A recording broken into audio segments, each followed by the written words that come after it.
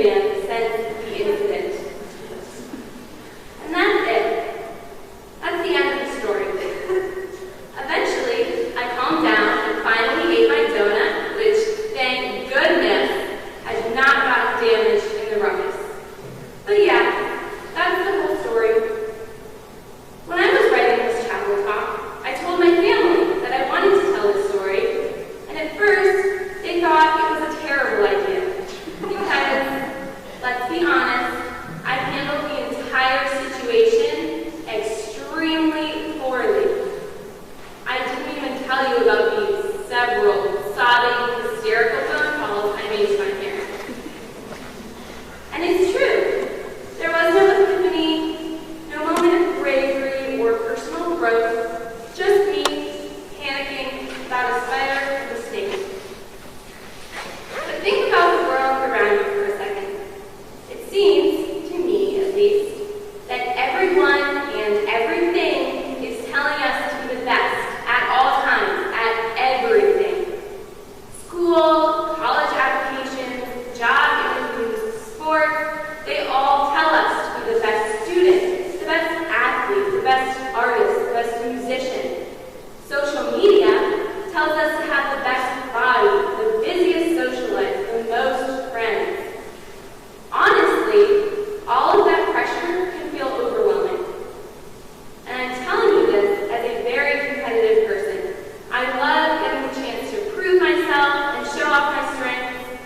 But for a long time, whenever I fell short of these standards, I blew everything out of proportion and felt like my entire life was a failure. When I first started at Westminster as a little third former, I was terrified of making mistakes. I somehow got it in my head that everyone around me knew what they were doing a whole lot more than I did. And I figured that as soon as I made a mistake, it would define me for the rest of my high school experience and maybe my life. A little dramatic, I know. You know how when you fall down the stairs, it feels like everyone's watching and laughing at you, even if they're really not? I felt like that, but about my entire education. I was scared to speak up in class for fear of saying the wrong thing and looking like a fool in front of my classmates. And any time I got a bad grade or said something incorrect, I would obsess over it for much too long. And it wasn't just my education. For the past few years, I've had a lot of body image issues, as I know a lot of other teenagers have also. I would compare myself to others, try to restrict my